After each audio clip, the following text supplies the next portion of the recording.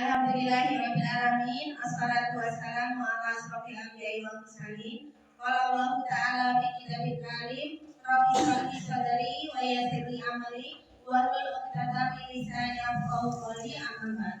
Yang kami hormati kepada Ibu Asri selaku Ketua Komunitas Belajar Cakben yaitu Ceria Belajar. Yang kami hormati ibu-ibu anggota Ceria Belajar. Pertama, marilah kita panjatkan puji syukur kehadirat Allah Subhanahu wa Ta'ala yang telah melimpahkan rahmat serta hidayahnya sehingga pada kesempatan hari ini kita dapat berkumpul dalam keadaan sehat tanpa kurang suatu apapun. Lalu kita serahkan kepada junjungan kita Nabi Agung Muhammad SAW yang kita nantikan syafaatnya sejak saat ini hingga yaumul kiamat. Di sini saya akan menyampaikan beberapa hal, yaitu tentang saya akan menyampaikan oleh-oleh saya yang saya dapat dari melaksanakan pendidikan guru penggerak, yaitu pada modul 1.4 tentang budaya positif.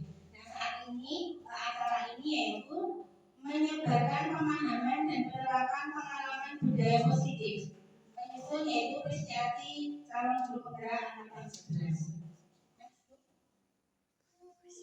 Sebelum melaksanakan kegiatan hari ini, sebelum saya mengimplementasikan ilmu yang saya dapatkan, supaya tidak terlalu serius, tapi tidak disanggih, kita ice breaking dulu.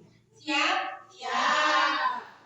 Sebelum ice breaking, sekarang saya mau tanya, bagaimana perasaan ibu-ibu semua? Masih semangat? Semangat. Bahagia? Bahagia. Alhamdulillah. Nah, sekarang saya mau ini ya, ice breaking. Kata kunci dari ice breaking kali ini adalah bumi adalah bulat. Apa dulu artinya? Bumi adalah bulat. Nah, sekarang jika 8 adalah 2 dan 6 adalah 1, maka 16 adalah 2.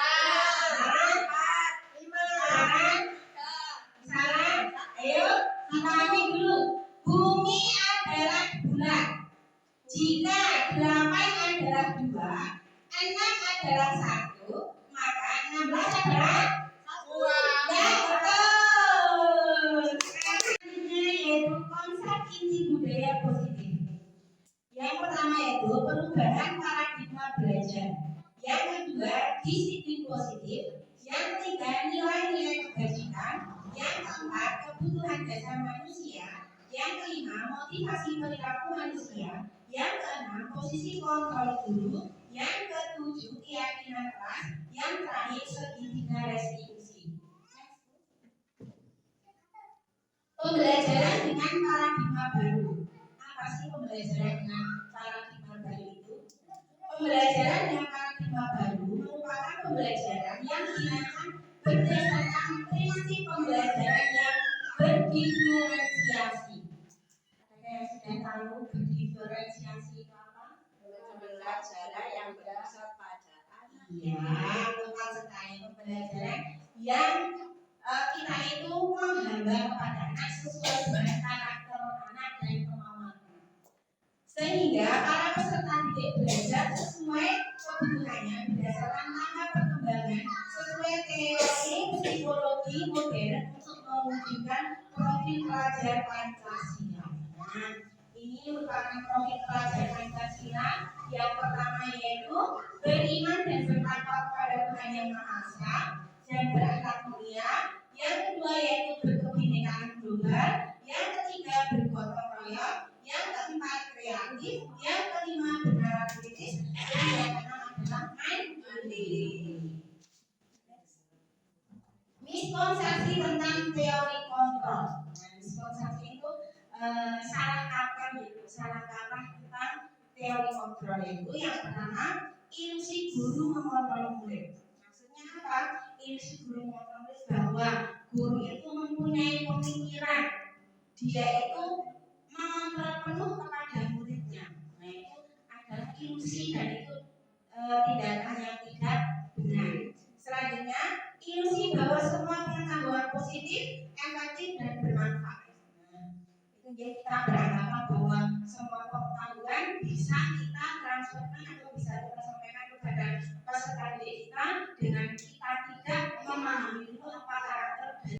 ilusi bahwa kritik dan membuat rasa bersalah mampu menguatkan karakter siswa. Nah, kita mempunyai ilusi bahwa kita itu membuat anak itu merasa bersalah akan membuat anak karakternya kuat, padahal itu malah akan membunuh karakter anak itu sendiri. Selanjutnya, ilusi bahwa orang dewasa berhak memaksa. Nah, selama ini banyak salah kaprah ketika menjadi orang dewasa kita berhak menentukan apapun yang kita mau dengan tidak memperhatikan apa kemauan anak. Selanjutnya, disiplin positif. Disiplin positif berasal dari kata disiplina yang artinya belajar. Disiplin mengacu pada disiplin diri yang memiliki tanggung jawab terhadap apa yang dilakukannya berdasarkan nilai-nilai yang diyakini. Disiplin positif merupakan salah satu cara penerapan disiplin yang bertujuan untuk menumbuhkan kesadaran serta memberdayakan peserta didik tanpa imbalan, penghargaan atau reward, ancaman atau hukuman. Sebagai pendidik, tujuan kita adalah menciptakan peserta didik yang memiliki disiplin diri, sehingga mereka memiliki berperilaku mengacu pada nilai-nilai kebajikan universal dan memiliki motivasi intrinsik dalam perubahan perilaku ke arah yang lebih baik. Selanjutnya itu nilai-nilai kebajikan. Nilai kebajikan ini adalah nilai yang disepakati bersama terlepas dari suku, bangsa, agama, bahasa maupun latar belakang. Yang pertama yaitu profil pelajar Pancasila yang tadi, beriman dan bertakwa pada Tuhan Yang Maha Esa dan berakhlak mulia, berkebinekaan global, gotong royong, mandiri, kreatif dan bernalar kritis. Terus selanjutnya yaitu Primary Years Program atau PYP, pendidikan holistik yang menekankan pengembangan pengetahuan, keterampilan dan sikap, yaitu toleransi, rasa hormat, integritas, mandiri, menghargai, antusias, empati, keingin-tahuan, kreativitas, kerjasama, percaya diri dan komitmen. Selanjutnya yaitu keterampilan hidup atau life skill, yaitu dapat diperkaya, lurus hati, pendengar yang aktif, tidak menyusahkan orang lain, memberikan yang terbaik bagi diri sendiri. Yaitu kebutuhan dasar manusia. Kebutuhan dasar manusia adalah segala sesuatu yang kita lakukan untuk mendapatkan apa yang kita inginkan. Seluruh tindakan yang kita lakukan memiliki tujuan tertentu, dan semua usaha terbaik yang kita lakukan adalah dalam rangka agar kebutuhan dasar kita terpenuhi. Nah, ini ada 5 kebutuhan dasar manusia. Yaitu yang pertama adalah kebutuhan untuk bertahan hidup. Nah, kebutuhan yang untuk bertahan hidup itu apa saja? Makanan, pakaian, tempat tinggal, keamanan dan kesehatan. Yang nomor 2 yaitu kebutuhan akan kasih sayang dan rasa diterima. Yaitu apa saja? Rasa diterima, dipedulikan, berbagi, bekerja sama, menjadi bagian dari kelompok. Kemudian yang nomor 3 yaitu penguasaan. Harga diri, keinginan untuk dianggap, memimpin, berprestasi, diakui dan dilihat. Yang keempat yaitu kebebasan. Antara lain mandiri, memiliki pilihan, mencoba hal baru, mampu mengendalikan arah dirinya. Yang kelima yaitu kesenangan, yaitu bermain, humor, antusiasme dan tertawa. Itu motivasi perilaku manusia. Yang pertama yaitu motivasi perilaku manusia ini ada 2 macam, yaitu motivasi ekstrinsik dan motivasi intrinsik. Motivasi ekstrinsik yaitu untuk menghindari ketidaknyamanan atau hubungan. Ini motivasi dari tidak dalam dari diri kita sendiri. Terus yang kedua yaitu untuk mendapatkan imbalan atau penghargaan dari orang lain, yaitu motivasi ekstrinsik. Kemudian yang motivasi intrinsik yaitu untuk menjadi orang yang mereka inginkan dan menghargai diri sendiri dengan nilai-nilai kebajikan. Terus selanjutnya itu 5 posisi kontrol guru. Nah, ini nanti jenengan sudah termasuk di dalam posisi yang mana, nanti di refleksi sudah yaitu penghukum. Yang kedua adalah pembuat merasa bersalah. Yang ketiga yaitu pemantau. Yang keempat yaitu teman. Yang kelima adalah manajer.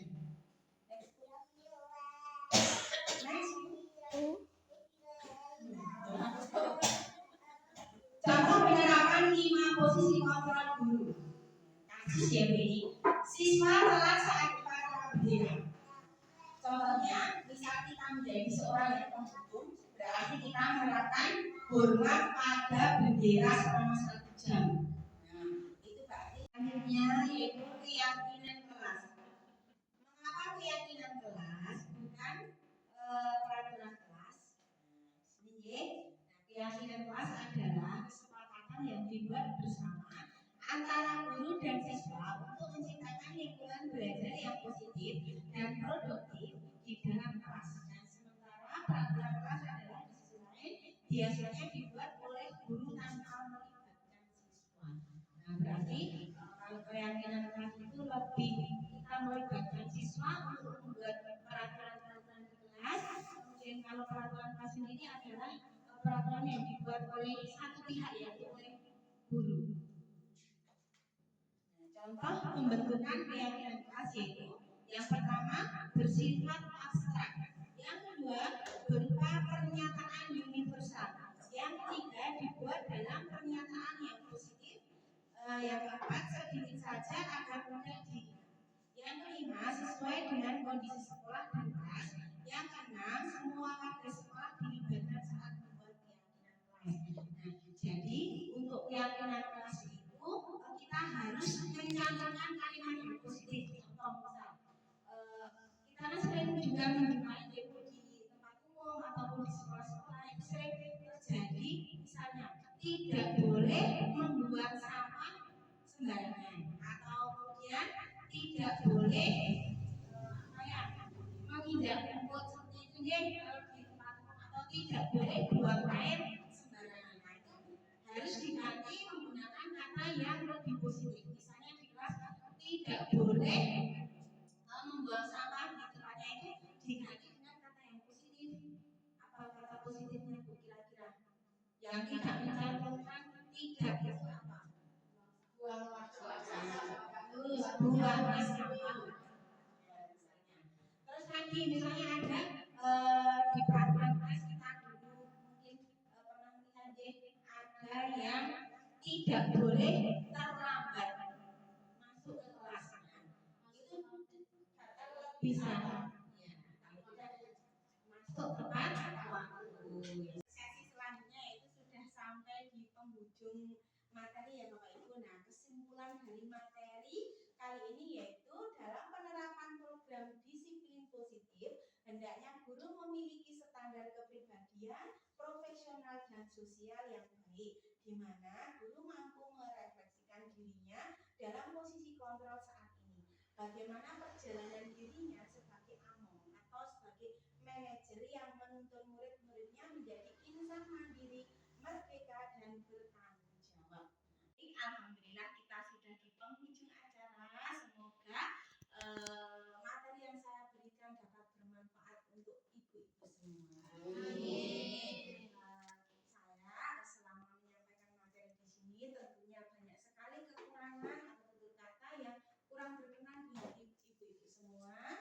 Saya akhiri kalam. Wabillahi taufiq wal hidayah. Wassalamualaikum warahmatullahi wabarakatuh. Waalaikumsalam warahmatullahi wabarakatuh.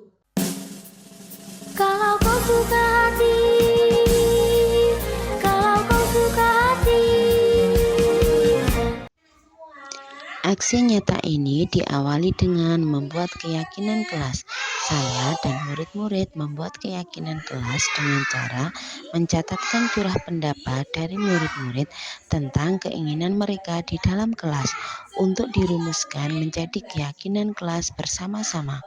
Karena murid di lembaga kami berada pada masa usia dini sehingga mereka belum dapat menuliskan apa keinginan mereka secara runtut, maka saya mendorong adanya kesepakatan dengan cara menyampaikan secara langsung langsung dan saya yang mendokumentasikannya. Dalam bentuk tulisan, murid-murid sangat antusias dalam mengungkapkan keinginan mereka. Kira-kira selama kita belajar kita akan meyakini keyakinan apa saja? Apa saja yang boleh dan apa saja yang tidak boleh? Ya, oh, tidak boleh. Oh, tidak boleh.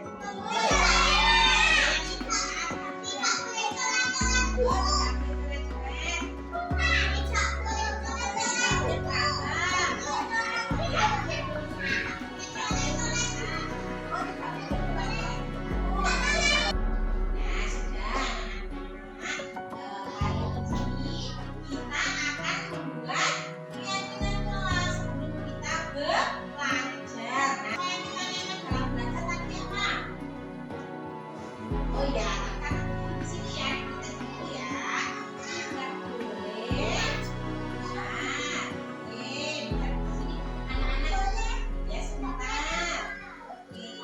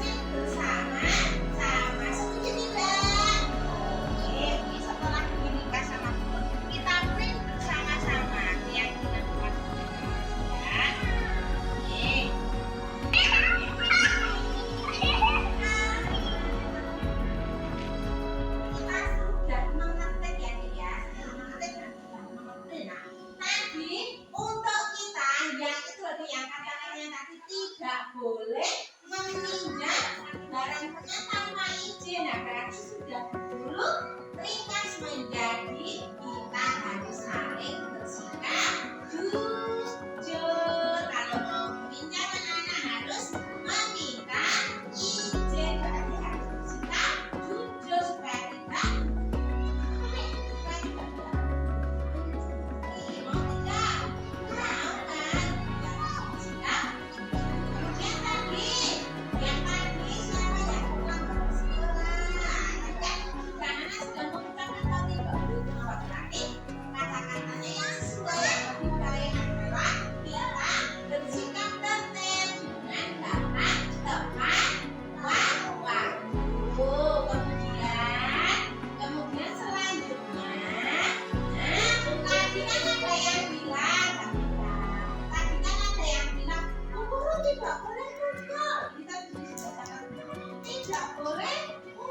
tidak boleh